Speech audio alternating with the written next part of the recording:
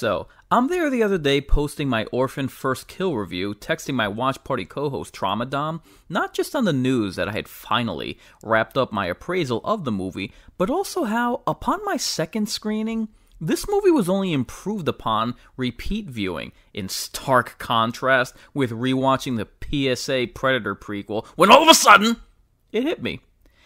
Now, maybe it's because I was so busy kicking off the Mind's Eye Theater in August to provide commentary while watching these films. Maybe I was preoccupied with getting my reviews of both flicks out on schedule for once. Maybe I needed one last video to make my 2-year anniversary show coincide with my 50th episode. But somehow, it had completely eluded me that, in the month of August 2022, not only did we get 2 horror prequels premiering on streaming, but they both happened to be female-led. To me, this seemed like the perfect opportunity to introduce a segment to my channel that I had planned for further down the road, providing side-by-side comparisons to similar horror films based on the theme, or genre, or gender, just kidding, for one of these films, with the clear agenda still being peddled by the lamestream and forcing narratives into storytelling at the expense of plot progression, the timing couldn't be better. Before I shed light on these films that we're about to dive back into, let's plug the sponsors before we handle business. Think of the power to tune out the whole world placed in your hands. Now think again, because Jabra Headsets puts that power in your ears. Listen closely. From workout earbuds to Bluetooth music headsets and office hearing devices. So, if other brands play your music sounding like a broken record, march to the beat of a different tune with Jabra. If you're an HD snob like me, you probably buy Samsung for all your major electronics. Catch up on your favorite horror classics on one of their Ultra HD TVs. Watch one of Screen Factory's Blu-rays on their 4K players. Keep up with updates from 80s horror documentary In Search of Darkness on a high-end tablet. Subscribe to your favorite YouTuber through one of their Galaxy phones.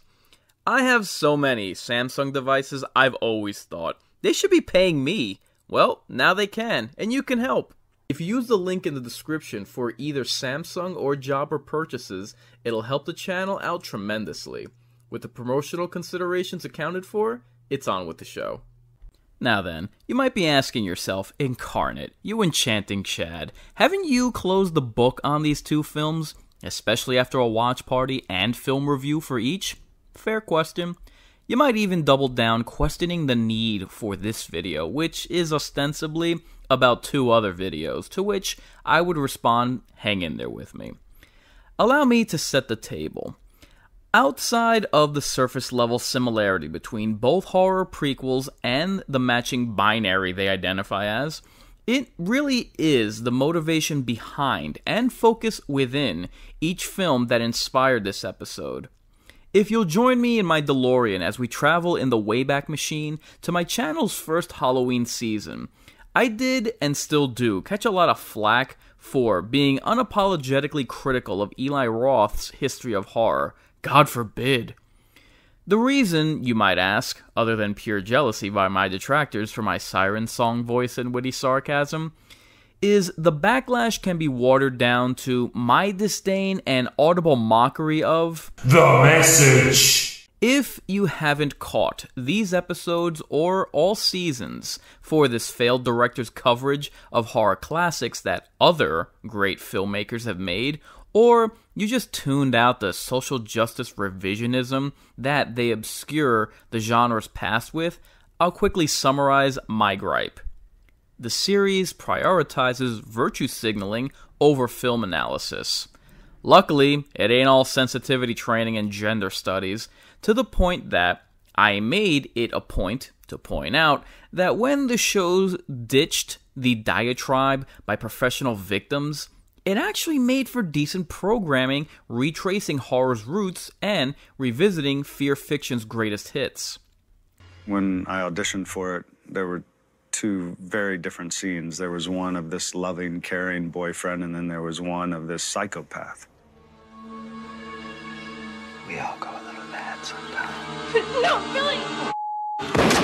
Wes really wanted to see somebody who could convincingly play both sides of that.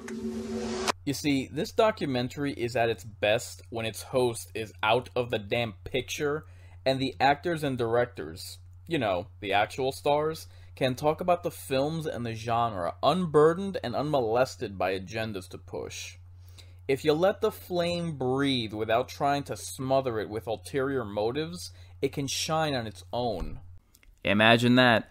Once you bypass the sanctimonious grandstanding and actually discuss the value and valor of the iconic films on tap, it noticeably boosts the entertainment quality, and you can enjoy some scary movies instead of tiptoeing around pronouns. This nicely brings us full circle to today's discussion. Who did it better? In an amusing bit of irony, I'd like to first begin this examination discussing what I actually can't talk about, each movie's twists. As mentioned in my Orphan First Kill review, this prequel had every reason to go for broke on a safe bet, but definitely didn't. The place that this movie goes, it doesn't have to, but I very much appreciated that it did. You'll know when you watch the film.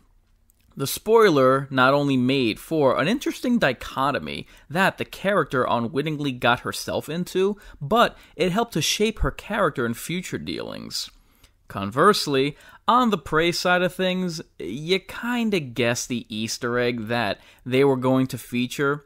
It adds nothing to the character, does nothing for the story, and its reveal was not only predictable, it was irrelevant.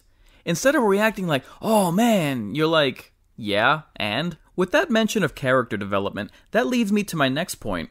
Character development. Yeah, Prey's heroine, Naruto, doesn't have any. As I mentioned in that film's review, she wants to be a hunter. Wish granted. That's a hell of a character arc there. It took Luke Skywalker an entire trilogy to complete his hero's journey, but Chief Blackface did it in 3 days flat by scalping her a Yautja. Yeah, you realize that these things hunt aliens, right? Not to mention bench press grizzlies on its lunch break. And as far as the Predator, you know, the figure that this series was once named after, what do we learn about its species, its first landing on Earth, its technology, or knowledge furthering any insight into this galactic hunter?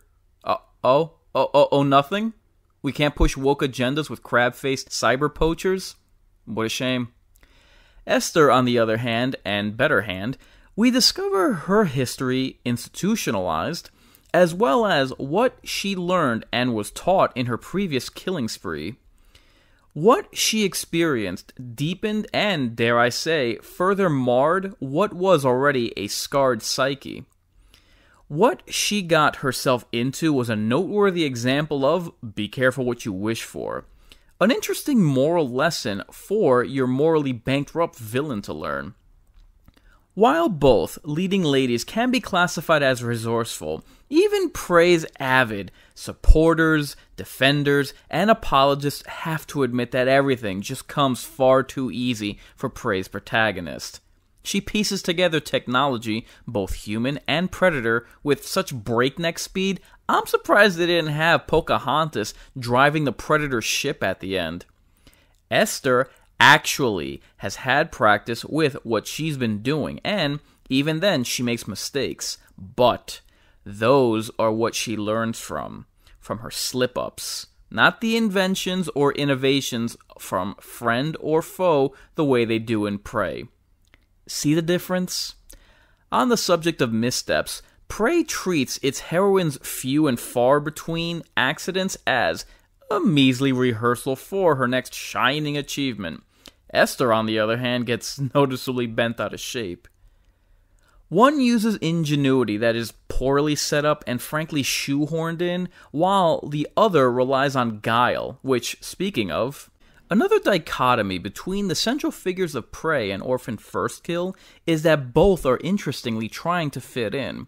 Stranger still is that it's the villain adopting this chameleon tactic who does so for the sake of survival.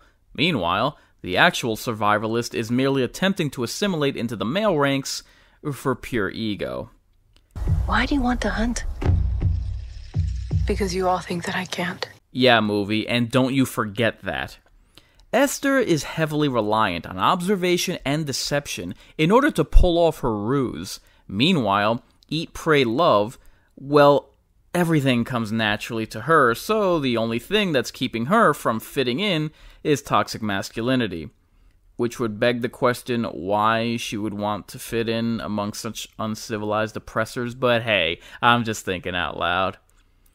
More than any other reason why I made this episode is that as much unnecessary heat that our beloved genre endures, there are times where we as fans need to take accountability.